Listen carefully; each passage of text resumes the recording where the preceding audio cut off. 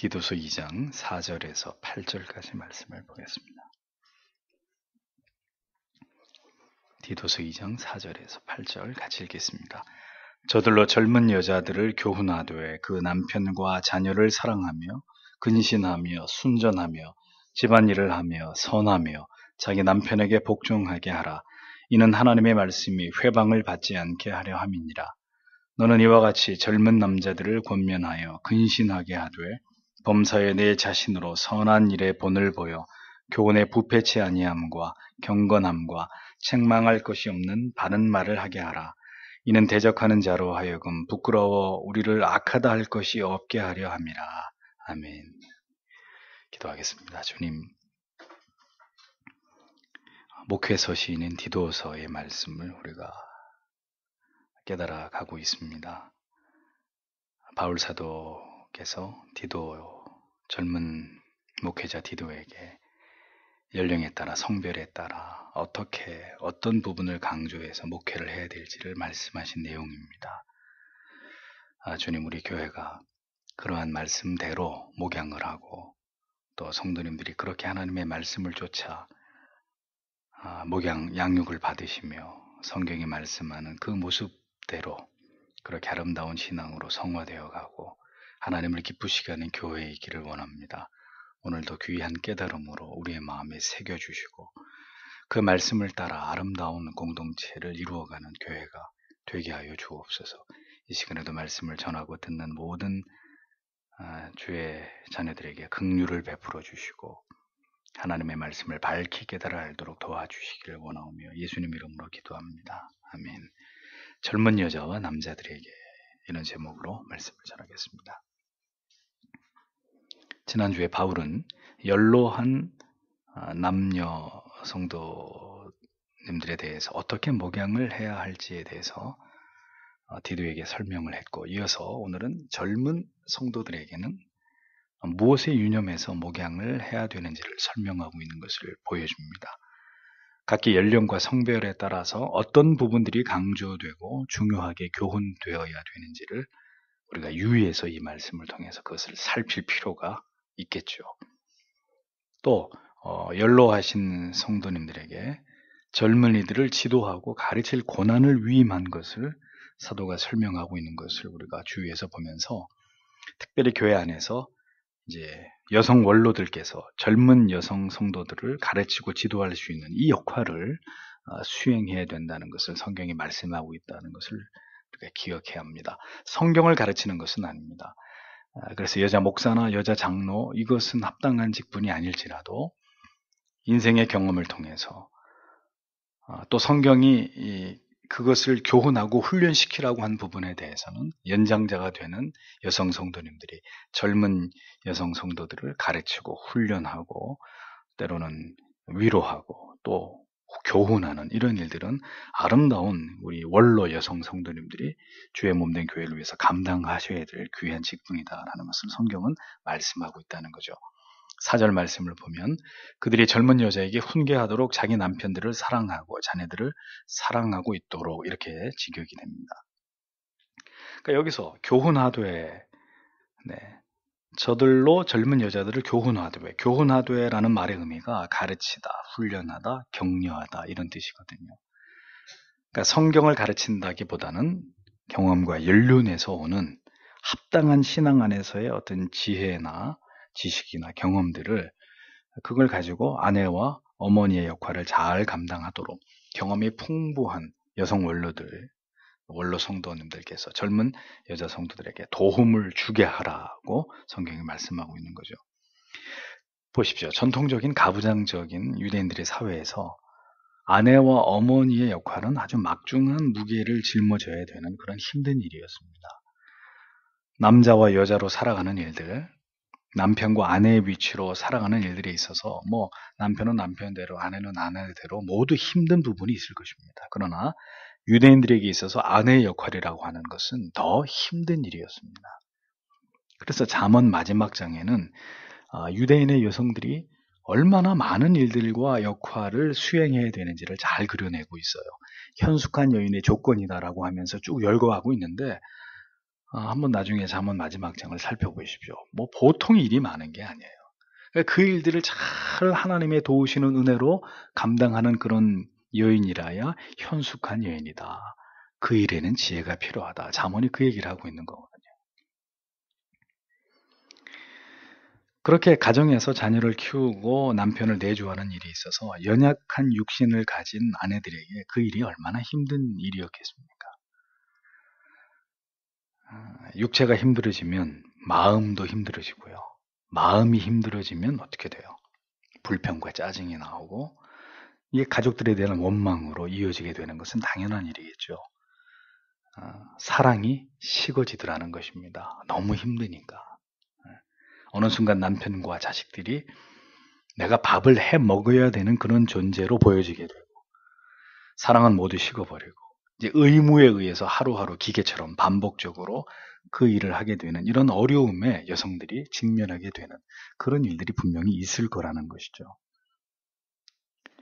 그렇게 살아가는 것이 한없이 힘겹게 느껴질 때 연로한 교회의 여성 원로들께서 이러한 지경에 있는 젊은 안악들을 돌아보면서 어떻게 하라는 거예요? 하나님의 말씀으로 격려하고 그 하나님의 말씀에 입각한 대로 아내의 올바른 역할, 도리를 다할 수 있도록 엄마의 그 사명을 다할 수 있도록 격려하고 권면하고 어루만져주고 가르치라 그 이야기입니다. 그 가르침의 핵심은 무엇이었습니까? 첫 번째로는 그 남편과 자녀를 어떻게 사랑하는 것이었습니다. 남편과 자녀를 사랑하며 이렇게 기록되어 있잖아요.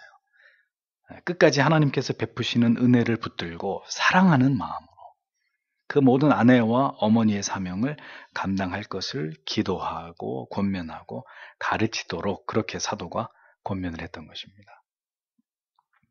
하나님의 은혜 가운데서 남편과 자녀들을 사랑하면서 그 모든 일들을 먼저 경험해 본 그런 여성 원로들께서 이렇게 젊은 여성들을 지도하게 하신 그것이 하나님의 섭리고 하나님의 뜻이었다는 거죠.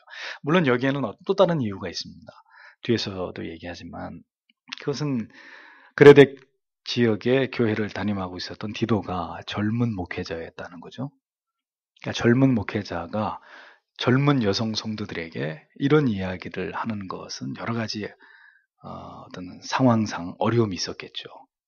그래서 그 일을 대신 교회 원로들께서 여성 성도들께서 그 일을 지혜롭게 감당해주면 더 이 문제가 하나님이 보실 때 지혜롭게 잘 어떤 이런 젊은 여자 성도들을 가르치는 문제가 더 잘 해결될 거라고 보셨기 때문에 하나님께서 그 일을 젊은 목사 디도에게 맡기지 않고 교회 여성 원로들의 도움을 통해서 그 일들을 하게 하도록 그렇게 하나님이 섭리하신 것을 보게 되는 겁니다. 성경은 남편들에게만 아내 사랑에 대해서 말씀하고 있지 않고요. 오늘도 이 말씀을 보세요. 아내들 역시 남편을 사랑함으로 아내의 사명을 다할 것을 말씀하고 있다는 것을 우리가 기억해야 됩니다. 중요한 것은 남편과 자녀들을 사랑해야 하고 사랑으로 그 모든 아내와 어머니의 사명을 감당하게 해야 한다는 점입니다. 사랑으로 그 일을 해야 되는 것이 중요하고 그 일은 이렇게 어머니와 같은 교회의 여성 원로들의 격려와 돌봄과 가르침이 반드시 필요한 일이라는 것을 성경이 말씀하고 있다는 거죠. 그러니까 이런 것이 참 어려운 거예요. 세상에서는 그냥 하기만 하면 돼요. 회사도 그냥 나가서 일하기만 하면 되고 아내 역할도 그냥 어찌됐든 맡긴 걸 하기만 하면 되는데 성경은 죽게 하듯이 해라 이렇게 얘기하고 또 진심으로 사랑으로 해라 이런 어떤 그 단서들을 붙이기 때문에 그건 뭐예요? 마음으로 그렇게 하게 하시는 하나님의 은혜를 구해서 행하면서도 죄를 짓거나 가식이나 위선으로 해서는 안 되고 진심으로 단마음으로 진정한 그 마음을 딱 쪼개어 봤을 때 그것이 사랑이어야 된다. 자, 이런 것이 이제 어려운 것이죠. 하나님의 말씀에 계명에 순종하는 게. 그러니까 그 얘기인 즉슨 죄인인 우리는 우리의 의지와 노력을 할 수 없으니까 매 순간 아내의 역할을 감당함에 있어서 엄마의 역할을 감당함에 있어서 하나님께 은혜를 구하지 않고는 안 된다라는 거죠. 그리고 때로는 도움을 청하지 않으면 안 된다. 성경은 이제 그런 지혜를 우리에게 말씀하고 있는 것입니다. 그러니까 이런 일들을 원로들이 하지 않으면 누가 하겠냐는 거예요. 성경에 늙은 여인들, 늙은 여자들, 교회 안에 원로가 되는 그런 여성 성도님들이 이 지혜로운 일들을 감당하지 않으면 그 일을 누가 하겠어요? 누가 그 아내들의, 엄마들의 애환과 어려움과 그 힘듦을 알아서 어루만지고 싸매주고 그걸 훈련시키겠냐고요. 그래서 하나님이 이렇게 말씀하시는 것이죠. 젊은 시기는 부지런히 배우고 교훈을 구해야 될 때고요. 가르침과 지도와 격려를 받아야 될 시기는 젊은 때이고, 나이가 들어서 인생의 모든 시간들을 지나온 때는 이제 그 길을 시작하는 젊은이들을 가르치고 지도해야 되는 시기다라는 것을 잊지 마십시오. 배워야 될 때가 있고, 그리고 가르침을 베풀어야 될 때가 있다. 우리 여성 성도 여러분들께서 반드시 기억하셔야 될 그런 말씀입니다. 5절을 보면 여러 가지 덕목들을 얘기합니다. 원문에 보면 신중한, 순결한, 집안일을 돌보는, 선한, 자기 남편들에게 복종하면서 하나님의 말씀이 비방받지 않도록 이렇게 되어 있습니다. 자, 여성 원로들께서 젊은 여성 성도들을 지도하고 교훈해야 되는 또 다른 일은 첫 번째는 근신하게 하는 일입니다. 근신하게 하는 일. 5절에 근신하며 이렇게 되어 있죠. 근신하다라는 말의 원뜻은 신중하다, 그리고 분별력 있는 이런 의미입니다. 젊은 여성들에게 언제나 가정을 꾸려가는 일이 있어서 어떻게 하라는 거예요?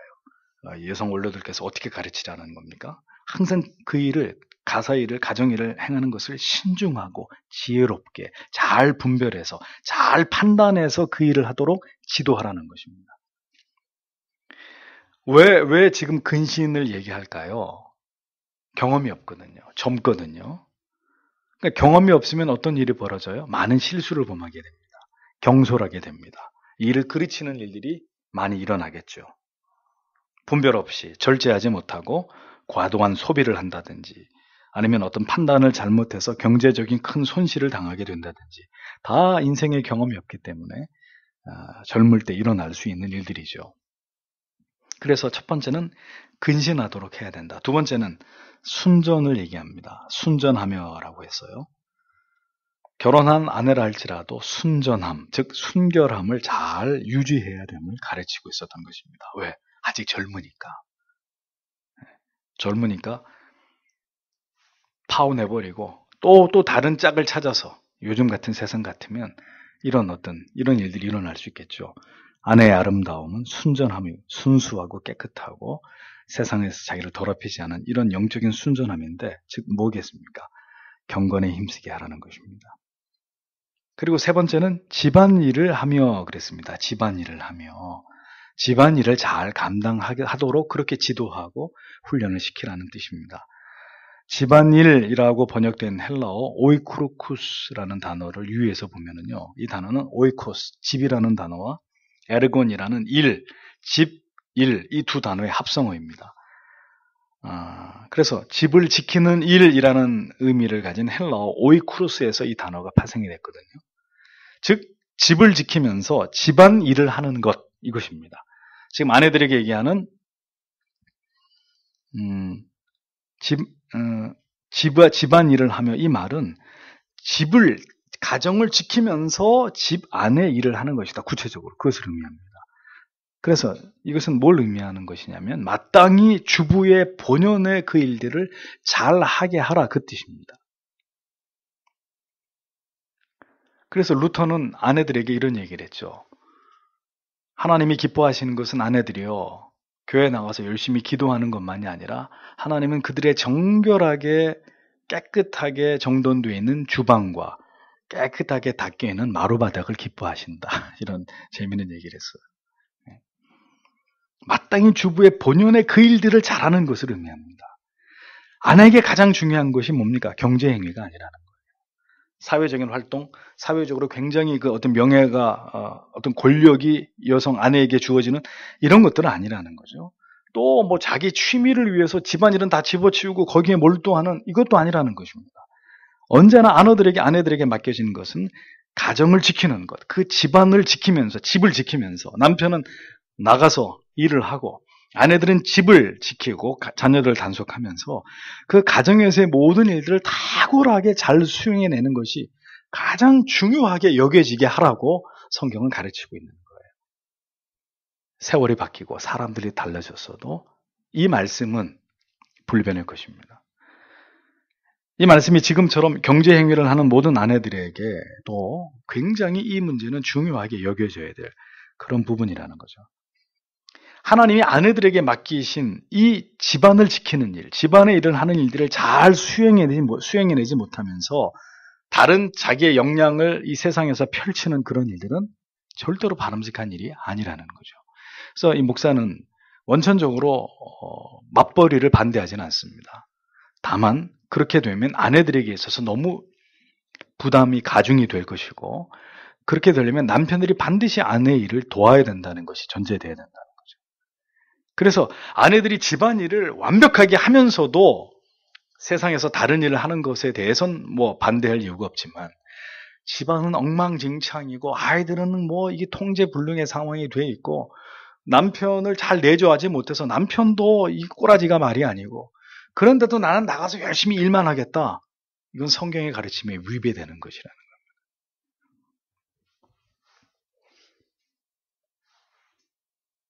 아내들은 마땅히 가정에서 주어진 일들을 잘 행할 때 성경이 말씀하고 있는 현숙한 아내, 존경받는 아내와 어머니의 명예를 얻게 된다는 거죠.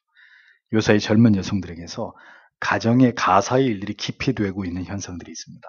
나는 그런 거 못해. 나는 하기 싫어. 그건 자기가 해. 난 열심히 돈 벌어올 테니까. 이거 거꾸로 가자는 얘기예요.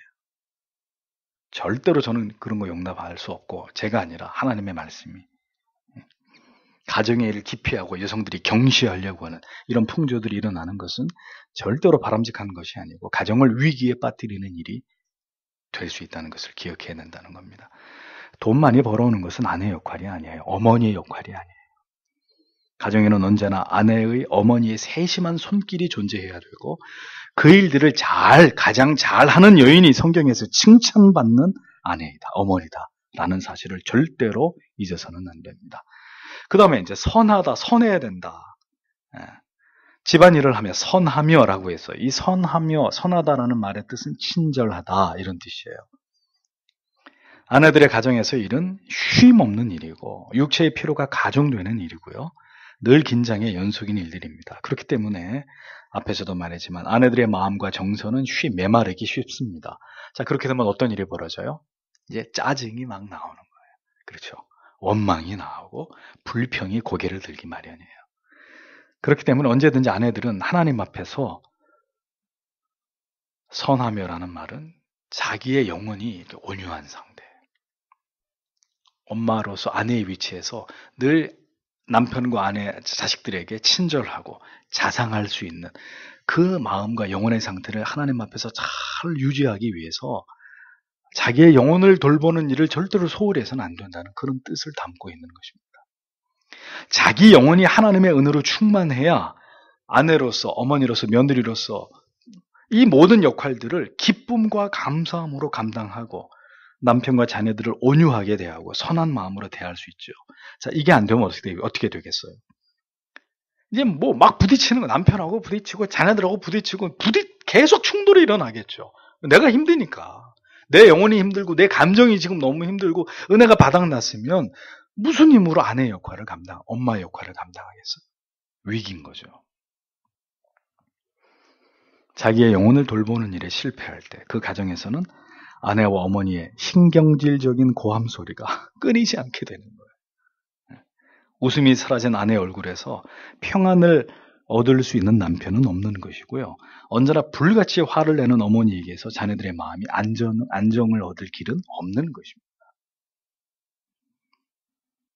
하나님께서 끊임없이 엎드리고 말씀과 기도를 통해서, 그리고 격려와 용기를 얻을 수 있는 교회의 여성 원로들의 따스한 도움을 통해서 젊은 여성들이 이 모든 힘듦을 이겨나가게 하라고 바울이 디도에게 얘기하는 거예요. 그러니까 디도가 이 목회력을 잘 발휘해서 교회 여성 원로들이, 젊은 여성들이 이런 어려움 속에서 이 모든 일들을 잘 감당해야 할 수 있도록 끊임없이 코칭하도록, 영적으로 그렇게 이 부분을 젊은 여성들은 이렇게 목양을 해라 하고 가르치고 있는 것이죠. 중요한 건 무엇보다 친절함으로 자기 남편에게 복종시키기 위해서 노력해야 된다는 것입니다. 남편들이 가장 힘들어하는 게 뭔지 아세요? 아내의 불순종이고 남편의 권위에 대한 도전이에요. 그리고 끊임없이 긁어대는 바가지예요. 남편에게 욕설을 하는 아내가 있지를 않나. 삿대질을 해가면서 남편 알기를 아주 우습게 업신여기는 언행을 일삼는 그런 아내들이 있지 않나. 그 가정은 끝난 거예요. 하나님이 통치하는 가정이 아니에요. 그리고 그 가정은 반드시 이제 이혼 얘기 나오고 사니 안 사니. 그렇게 되게 돼 있어요, 당연히. 성경의 원리를 깨트리면 가정은 반드시 지옥이 되게 돼 있어요. 세상에서 가장 불행한 남자가 사는 집이 되는 것이죠. 그래서 잠언 21장 9절에 뭐라 그랬습니까? 다투는 여인과 함께 큰 집에서 사는 것보다 움막에서 혼자 사는 것이 나으니라. 잠언 21장 19절에 다투며 성내는 여인과 함께 사는 것보다 광야에서 혼자 사는 게 낫다. 여러분, 성경이 왜 이런 끔찍한 말씀을 하고 있을까요? 부부가 아름답게 행복하게 하나님의 기뻐하는 가정을 이루고 잘 사십시오. 이런 말씀만 계속해도 시원찮은데 다투는 여인과 큰 집에서 사느니 저기 광야에 가서 움막 집을 짓고 네 혼자 사는 게 낫다. 충격적인 말씀이에요. 하나님의 말씀에 순종하지 않은 아내는 이렇게 남편에게 고통을 준다는 얘기를 잠언이 하고 있어요. 끊임없이 남편을 괴롭게 하는 아내와 함께 사는 것보다는 차라리 광야에서 너 혼자 밥해 먹고 너 혼자 거기서 사는 게 낫다고까지 성경이 말씀할 정도로 아내들의 남편을 향한 그 표독함, 어떤 악랄함, 이 잘못된 말과 행실은 성경이 절대로 용인하지 않는 거란 말입니다. 그러니 나이 드신 교회 안에 원로 여성들께서 젊은 여성들에게 뭘 가르쳐야 되느냐? 그대들의 남편에게 존댓말을 쓰시오. 응? 그리고 남편의 인격을 모독하는 그런 말들을 삼가하시오. 그것은 당신이 남편으로부터 받을 모든 사랑을 당신이 발로 다 차버리는 어리석고 미련한 짓이요. 이런 것을 가르쳐야 된다는 것입니다. 이 모든 일들은 그러니까 결국은 이 하나님이 명하신 이런 것들을 잘 지키지 않는 것은 결국 아내들이 자기 자신을 너무 불행하게 만드는 일이에요. 남편에게 친절하고 복종하는 것은 성경이 분명히 아내들에게 명시하고 있는 가정의 평화를 지키는 첩경입니다. 근데 이 룰을 무너뜨리면 가정은 지옥이 되고 아내는 남편에게 사랑을 받을 수 있는 존재가 되지 못하는 거예요. 아내들이 이러한 덕목들을 잘 감당하지 않을 때 어떤 중대한 문제가 생길 수 있습니까? 성경은 얘기합니다. 하나님의 말씀이 회방을 받게 된다. 보세요. 분명히 믿는 가정이라고 하는데도 화목하지 않아요. 언제나 가정에서 아내로 인해 문제가 벌어져요. 끊임없이 접시 깨지는 소리가 들리고 고성이 들려요. 하나님의 말씀을 가로막는, 하나님의 영광을 가리우는 결과를 만들어내게 된다. 불신자들은 그런 아내의 역할들이 제대로 감당되지 않음으로 인해서 고통을 당하는 그 가정을 보면서 그들은 복음을 비웃게 된다 이거죠. 저 예수 믿는 집이 맨날 싸우는 소리, 사니 안 사니 맨날 곡소리. 저 사람들이 근데 교회 다닌다지? 그런 예수 자기들이나 믿으라 그래. 결국 하나님의 복음의 문이 하나님의 영광이 가리우게 되는 끔찍한 죄가 저질러진다고 성경은 말씀하고 있는 것입니다. 지혜롭고 현숙한 아내들이 하나님의 은혜 속에서 그 사명을 잘 감당해내는 가정은 아름다운 교회만큼이나 아름다운 곳이 되는 거예요. 정말 천국 같은 그런 곳이 되는 거죠. 복음의 향기를 진동하면서 하나님이 영광을 받으시는 그런 곳으로서의 가정, 그런 가정을 만드는 데 있어서 결정적인 역할을 하는 사람들은 하나님께서 세우신 아내들이다 라고 성경은 가르치고 있는 것입니다. 이 모든 것들이 아내들에게 달려있고 매우 중요한 일이기 때문에 바울은 인생의 풍부한 경험을 가진 여성 원로들을 통해서 젊은 여성들을 그렇게 지도하고 훈련하고 격려하면서 아내와 어머니의 사명을 잘 감당하게 하라고 권면하고 있었던 것입니다. 그러므로 어떤 여성 원로 성도님들이 이런 영적인 코칭을 잘할 수 있을까요? 잘할 수 있을까요? 하나님을 지극히 사모하고 성경에 대해서 해박하시고 그리고 그 모든 젊은 여성들의 가정을 위해서 끊임없이 기도해 줄 수 있는 이런 경건하고 무엇보다도 이건 이제 기본적으로 세팅이 되어 있어야 되는 것이고, 자, 이런 훌륭한 여성 원로 카운셀러가 되려면 또 중요한 게 뭐겠어요? 자기 자신이 파란만장한 삶의 그 인생을 경험한 사람이어야겠죠. 그러니까 여성 원로로서 젊은 여성들에게 훌륭한 영향력을 끼치려고 하는데 고생에 고짜 돼본 적이 없어요. 예. 전혀 어떤 어려움도 없이 그냥 이렇게 평탄하게 공주처럼 이렇게 한평생 지냈어요. 자, 그런 분이 막 사니 안 사니, 권사님 너무 힘들어요. 집사님, 나 이제 그만 자, 이런 사람들을 어떻게 권면할까요? 어떻게 권면하겠어요? 젊어서 많은 하나님의 섭리 가운데 많은 경험을 하시고 고생을 하고 고난을 겪어보고 위기를 지나가보고 산전수전 다 경험한 하나님이 그렇게 그를 인도해 가신 그런 인생의 그 프로세스 과정이 있는 그런 여성 원로들이라야 그 모든 시간을 통해 하나님께서 영적인 내공을 키우시고, 그렇죠, 성령으로 충만하고 그 풍부한 경험에 하나님의 말씀해 주시는 지혜까지 더해지니까, 아무개 성도님 이리 와보세요. 앉혀놓고 1시간 얘기하면 닭똥 같은 눈물 흘리면서 제 잘못이에요, 제가 기도 안 해서 그래요 권사님 하고 권사님 말씀 속에 답을 찾았습니다.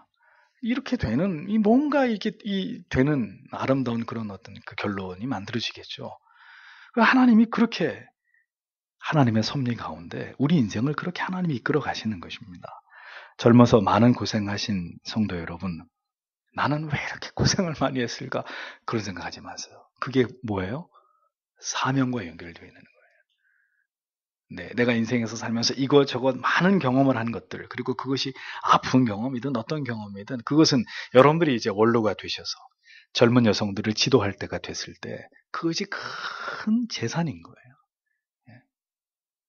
하나님이 그렇게 쓰시고자 하시는 섭리가 있기 때문이라는 것을 잊지 마십시오. 젊은 남자 성도들은 남성 원로들께서, 젊은 여성 성도들은 여성 원로들께서 이렇게 선생님의 역할을 잘 감당할 수 있도록 지도하라고. 물론 남자에게는 없습니다. 없어도 또 이런 부분이 분명히 필요하잖아요. 또 남자 원로 성도님들께서 젊은 청년들이나 이제 막 결혼한 또 이런 젊은 형제들 지도할 이런 필요를 성경은 분명히 얘기하고 있어요. 사도는 디도에게 분명히 이것을 그렇게 가르쳤습니다. 이어지는 6, 7절을 보면 같은 방식으로 너는 더 젊은 남자들로 건전한 마음을 가지도록 격려하라. 모든 것들에 관해서 너 자신을 선한 일들의 모형으로 보여주라. 가르침 가운데 내가 부패하지 않음을 고귀함을 이렇게 직역이 됩니다.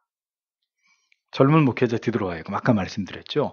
젊은 여성들 잘못하면 문제가 생기고 오해가 만들어질 수 있어요. 그래서 젊은 여성들의 그 깊은 문제는 좀 터치하기 어렵기 때문에 여성 원로들을 통해서 가르치도록 하고, 이제 젊은 남자들에 대해서는 어떻게 직접, 그대도 남성이기 때문에 젊고 그대도 남성이기 때문에 젊은 남자 성도들의 문제에 대해서는 그대가 직접 가르침과 교훈을 전하도록 그렇게 바울이 디도에게 권면합니다. 여기서 이제 권면하다라는 단어는 그냥 단순하게 불러서 어떤 말을 하는 것이 아니고요. 이 단어의 원래의 의미는 엄격하고 강하게 훈련시키다 이런 뜻이 담겨 있습니다.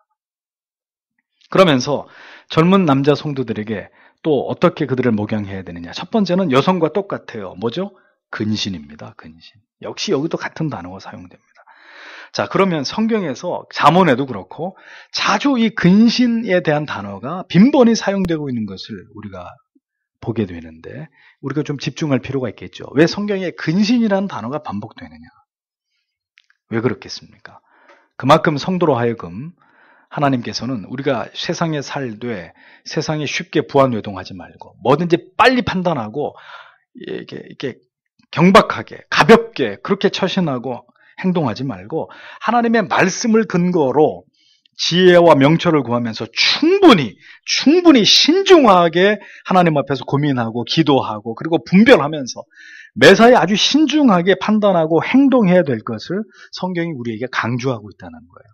그러니까 죄인들의 습성이 하나님께 묻지 않고 여러 번 하나님의 뜻을 구하고 충분히 기도하지 않고 뭐든지 덥석덥석 쉽게 판단하고 쉽게 일을 저질러 버리거든요. 그럼 그게 죄가 되어버리는 거예요. 그래서 성경은 죄인들에게 자꾸 강조합니다. 근신해라, 근신해라. 뭐든지 빨리빨리 생각 없이 기도 없이 쉽게 하나님께 묻지 않고 그렇게 해서는 안 되고 신중하게 시간을 두고 침착하게 충분히 하나님 앞에 기도하고 하나님의 말씀을 펼쳐서 원리를 찾고 그렇게 하고 난 다음에 행동하라는 겁니다. 그래야 잘못된 판단이나 결정을 내리지 않을 수 있고 잘못된 판단과 행동을 하면 그것은 죄와 직결되는 것이니까 죄를 막을 수 있다는 것이죠. 그래서 젊은 남자와 여자들에게 같은 동일한 신앙의 덕목으로 근신해라. 근신하는 것이 전제가 되는 이런 말씀을 바울이 디도에게 설명하고 있습니다. 그러면서 또 무슨 얘기를 이어서 하느냐. 범사에 내 자신으로 선한 일에 본을 보여 이렇게 얘기했습니다. 선한 일에 본을 보여라. 네. 그렇게 해야 되는 이유는 먼저 자기 자신이 모든 일에 있어서 하나님 앞에서 모범적으로 솔선수범해서 선한 일에 앞장섬으로 그것을 보고 따라오게 하는 이것이 성경의 원리라는 겁니다. 그렇게 해야 되는 이유는 내가 그렇게 삶으로 먼저 하나님의 말씀을 쫓아가려고 하는 것을 내가 선행해야 내가 전하는 교훈이 그들에게 헛되이 들리지 않을 수 있다는 거죠. 그렇잖아요. 말은 청산유수같이 잘하는데 정작 자기의 삶은 어떤 중요한 순간에 어떤 것을 판단하고 결정하는 걸 보면 전혀 세상 사람하고 다를 바 없이 만약에 영적인 지도자가 그렇게 한다. 누가 그 사람의 말을 신뢰하고 따라가고 그렇게 하려고 하겠습니까? 속으로 그럴 거 아니에요. 너나 잘해. 당신이나 잘해. 그럼 거기서 무슨 목양이 되고 무슨 목표가 되고 하나님의 뜻을 이루겠습니까? 그래서 디도에게 말합니다.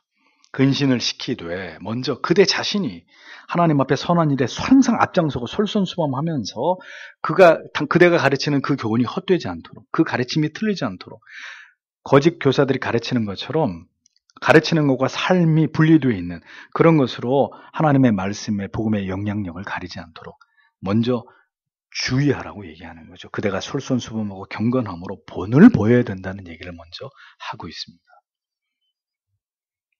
어떤 경우라도 성경의 진리의 가르침의 권위는 자신이 그 가르침대로 살기 위해 노력하는 본이 그 전제가 있어야 그 능력이 나타나는 것이죠. 그래서 제가 말씀드리잖아요. 목사가 자기 자신을 목양하는 데 실패하면 교회를, 성도를 목양하는 데 반드시 실패하게 되어 있다. 자신은 하나님 앞에서 믿음을 가지고 결단하고 고난받는 일에 뛰어들지 않으면서 다른 사람들에게 고난받으세요. 좁은 길 가세요. 아무 힘 없는 거예요. 아무 힘 없는 거예요. 항상 첨예한 진리의 문제가 터졌을 때 거기에 제일 먼저 뛰어들어서 자기가 어떻게 이 문제 앞에서 진리를 수호하고 어떠한 불이익을, 핍박을 감당하고라도 어떻게 행동해야 되는지를 보여줘야지. 그런 일에 싹 비껴쓰고 미꾸라지처럼 싹 빠져나가면 그리고 그 다음에 그 사람이 진리를 위해서 앞장섭시다. 하나님 앞에 우리를 헌신합시다. 아무도 그 사람 얘기 안 듣습니다. 가르치는 자들이 더러운 일을 탐하고 정직하고 진실되지 않으면서 자신이 먼저 신중하게 말씀에 입각해서 결정하기 위해서 심사숙고하지 않으면서 그래서 힘든 길을 결정해서 그 길로 가지 않으면서 누구 보고 그 길로 가라고 얘기하겠느냐. 특별히 젊은 남성들, 의협심이 강하고 정의롭고 바른 것을 좋아하는 그런 젊은이들 앞에서는 더더군다나 그들을 이끄는 지도자가 그 일에 철저하게 솔선수범하지 않으면 아무런 힘이 없고 능력이 없다는 겁니다. 그들을 이끌 수 없다는 겁니다. 그러므로 자신이 모든 하나님을 섬기는 일에 본을 보이고 그 가르침의 교훈을 헛되게 하지 않고 자기의 말이 정직하고 진실되기 위해서 노력해야 다른 사람으로 하여금 바른 말을 하게 하고 바른 진리를 전하게 하고 그들도 그들이 있는 곳에서 선한 영향력을 나타내게 할 수 있다는 이 원리를 바울은 디도에게 말하고 있었던 것입니다. 8절을 보면 책망할 것이 없는 건전한 말씀을 반대하는 사람이 부끄러움을 당하도록 우리에 관해서 나쁜 것을 말할 것을 아무도 가지지 않고서 이런 뜻입니다. 계속 이 주제가 반복되고 있죠. 말과 행위가 일치되고 언행에 있어서 책망할 것이 없다면은 그 말이 진실되다면은 뭐가 문제가 되겠습니까? 그러니까 여기서 책망할 것이 없다. 이게 법정 용어거든요. 이게 무슨 뜻이냐면요. 재판관이나 검사가 이 사람이 뭘 잘못했는지 이 고소할 거리를 아무리 뒤져도 고소할 거리가 없는 거예요. 이 사람을 기소해가지고 죄의 형을 물게 해야 되는데 아무리 뒤져봐도 모든 걸 다 누가 이 사람을 고발해가지고 이 사람이 정말 그런 죄를 졌나 해서 그 사람에 대한 샅샅이 모든 걸 다 뒤져봤는데도 이 사람이 그 죄를 졌다는 것을 증명할 수 있는 어떤 증거도 찾을 수 없는 그거예요. 그 말이에요. 책망할 것이 없다. 이 말의 뜻은 법정 용어로 아무리 털어봐도 흠잡을 만한 것이 없는 어려운 거예요. 그러니까 이게 쉬운 문제가 아니겠죠. 뭐가 그래야 된다는 걸까요? 우리가 전하는 진리가, 우리가 전하는 말이 성경과 교리에 비춰보아서 흠잡을 것이 없어야 된다는 거예요. 제가 지금까지 목회하면서 아이러니컬하게도 제일 많이 들은 얘기가 뭔지 아세요? 이단이란 얘기예요. 근데 그 말이 저에게도 별 이렇게 힘이 안 되고요. 나한테 이단이라고 그런다. 나 목회 그만둬야지. 이렇게 생각해 본 적 한 번도 없고, 또 그 말이 그럼 이단이란 말이 막 퍼져나가가지고 제가 정말 정죄를 당하고 교단에서 출교를 당하고 이런 일이 있어야 되잖아요. 그런 일은 이미 교단에도 다 퍼졌어요. 그래서 실제로 제 설교에 대해서, 우리 홈페이지 들어와서 들어본 것으로도 제가 알고 있고, 저의 신학적 소견에 대해서 몇 페이지를 써가지고 노예 신학부에다 제출도 했어요. 그리고 전혀 이단이라는 얘기는 그냥 다 들어가 버렸어요. 왜? 제가 하는 설교나 제가 기술한 저의 신학적인 제 어떤 그 신학관이나 이런 것들이 전혀 흠잡을 만한 게 없기 때문에 그렇게 돼야 된다는 겁니다. 그게 사람의 말이 아니라 사람의 논리가 아니라 하나님의 말씀과 교리와 신학에 비추어 봐서 흠되지 않는 아무리 뒤져봐도 흠잡을 것이 없는 그런 말들을 하게 해야 된다. 그러려면 그대 디도부터가 그런 말을 해야 되는 것이고 모든 교훈은 사람의 말이 아니라 사람의 책망을 사람에게 어떤 걸려들 수 있는 그런 어떤 그 문제가 있는 말이 아니라 성경의 말씀을 통해서 합당한 말들 오직 성경과 교리에 합당한 말들을 하라는 거죠. 그렇게 되면은 책을 잡으려고 했던 사람들이 오히려 우리를 악하다고 말하려고 했던 사람들이 오히려 어떻게 된다는 거예요? 그들이 자기 자신이 부끄러움을 당하게 된다는 거예요. 괜히 이 사람을 이렇게 걸고 넘어지려고 봤더니 전혀 문제될 게 아무것도 없는데 우리가 괜히 엄한 사람을 괜히 문제가 없는 사람을 그렇게 하려고 했구나. 오히려 자기 자신들이 부끄러움을 느끼게 된다. 그렇게 만들라는 것입니다. 그러니까 그렇게 되려면 우리가 얼마나 하나님의 말씀에 대해서 바로 알고 바로 깨닫고 그리고 이 진리를 변호하고 변증하고 혹은 이 바른 진리를 얘기하는 데 있어서 얼마나 우리가 주의해야 되고 그런 말을 하기 위해서 얼마나 많이 노력해야 된다는 것을 알 수 있겠죠. 이 말은 그러니까 젊은 성도, 남자 성도들에게만 해당되는 게 아니라 디도 자신에게도 해당이 되는 그런 말씀이었습니다. 그러니까 그 당시에 여성들은 이런 문제에 대해서 이렇게 막 공개적으로 얘기할 수 있는 게 허락되어 있지 않았잖아요. 집에 가서 남편들에게 물어봐라. 교회에서는 얘기하지 말라. 이렇게 법이 그랬기 때문에 주로 이제 이렇게 논증하고 진리의 문제에 대해서 토론하고 이런 것들은 남자들의 몫이었는데 이제 젊은 성도들이 이제 이런 경론이 벌어지겠죠. 이단들이나 비진리를 외치는 유대주의자들이나 어떤 형태로든 이런 논쟁이 벌어졌을 때, 이런 것들을 충분히 훈련시키고 준비시켜서 그대들의 말에 흠잡힐 것이 없을 만큼 완벽하게 성경적으로 교리적으로 그런 말들로 압도하라는 것입니다. 그렇게까지 되도록 훈련시키라고 바울은 디도에게 이야기했던 것이죠. 언제나 우리의 모든 도모가 우리의 말과 주장이 성경에 근거하도록 밝히 드러내도 아무런 문제가 될 것이 없도록 특별히 교회의 남성들에게 젊은 남성들에게 그렇게 훈련시키고 준비시키고 철저하게 하나님의 말씀으로 그렇게 교육하라고 사도는 가르치고 있었던 것입니다. 아내들은 가정을 잘 돌아보면서 남편에게 복종하면서 그들을 잘 세워서 주의 말씀이 회방을 받지 않게 하고 젊은 남성들은 하나님의 정교한 진리의 말씀으로 바르게 그것을 깨닫고 그 진리의 가치를 잘 지키고 드러내서 세상으로부터 혹은 복음을 공격하는 이단들에게서부터 진리를 잘 수호하고 변증하고 자, 이렇게 안팎으로 남성과 여성, 젊은 남성과 여성들의 이 사명들을 교회 안에서 잘 감당하게 함으로 하나님의 교회가 든든히 서 가도록 그렇게 목양을 해라 라고 바울은 디도에게 가르치고 있었던 것입니다. 오늘날도 마찬가지입니다. 가정에서의 아내의 역할, 아무리 강조해도 지나치지 않아요. 목사도 끊임없이 이 단위에서 외쳐야 되지만 여성 성도님들끼리 모임을 할 때 구역의 모임이든 여러 그런 모임 속에서 여성 원로 성도님들께서는 끊임없이 이 역할들을 통해서 젊은 여성들이 그 아내와 어머니의 사명을 잘 수행하도록 코칭해야 되는 것이고, 또 남자 젊은 성도들을 하나님의 말씀으로 잘 지도하고 가르치고 권면해서 흠잡히지 않도록 그렇게 성숙하고 그렇게 정말 실력 있는 그리스도인들로 성도들로 세워나가야 되고, 그때는 지금이나 그것이 교회의 중요한 사명이다라는 것을 성경들에게 말씀하고 있는 것이죠. 교회는 절대로 어리숙한 곳이 아닙니다. 그냥 먹고 놀고 즐거워하고 맨날 뭐 찬양 대회나 하고 뭐 이상한 파티나 하고 그런 데가 절대 아니고 언제나 하나님 앞에서 최선을 지향하는 곳입니다. 언제나 모범적이고 책망할 곳이 없는, 아내는 아내로서 남편은 남편으로서 언제나 하나님의 말씀 앞에서 하나님이 우리에게 명령하신 것을 지켜서 행하는 일에 있어서 가장 열정적이고 진지하고 신중하고, 그 일을 목회자가 언제나 강조하고 성도님들은 언제나 그 하나님의 말씀이 우리에게 강조하는 그 사명에 집중하는 것을 대단히 중요한 가치라고 여기는, 그것이 정말 아름다운 교회고 올바른 교회라는 거예요. 근데 성경이 얘기하고 있는 이런 중요한 본질들은 그냥 흐지부지, 그냥 경시하고 가볍게 여기고 늘 교회가 먹고 노는 거에 즐거워하고, 예?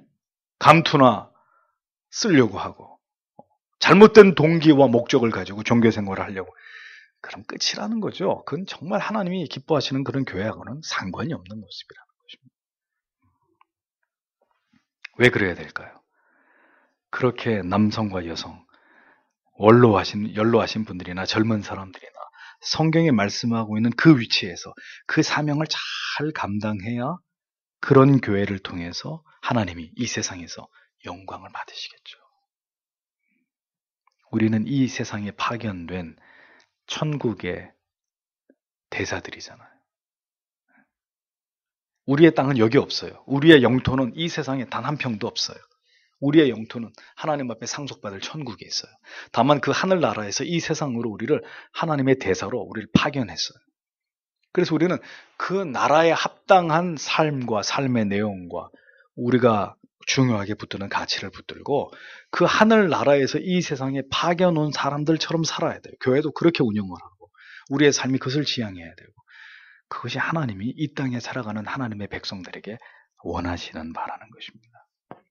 그래서 교회는 모두 다 같은 그런 교회가 돼서는 안 되고, 이 하나님이 교회를 세우신 본질에 충성하는, 그 본질에 더 다가가는 그런 교회라야 진정한 교회일 수 있는 것입니다. 교회의 3대 표지가 살아있고 그 외의 모든 개혁교회의 유구한 전통들이 그대로 계승되는, 그리고 세상에 잡다한 것들이 교회 안에 들어와서 교회를 어지럽히고 세속화시켜버린 그런 교회가 아니라 그 교회의 본질, 그 유구한 전통들을 잘 세워나가고 지켜가는 교회, 그런 의식을 가지고 하나님을 신앙하고 젊은 지체들을 교육하고 양육하는 그런 교회, 그런 교회가 진정한 하나님이 바라시는 교회다라는 이야기를 오늘도 디도서는 우리에게 교훈하고 있는 것입니다. 이 시간에 기도하실 때 주님, 우리가 그런 역할을 감당하게 해주시옵소서.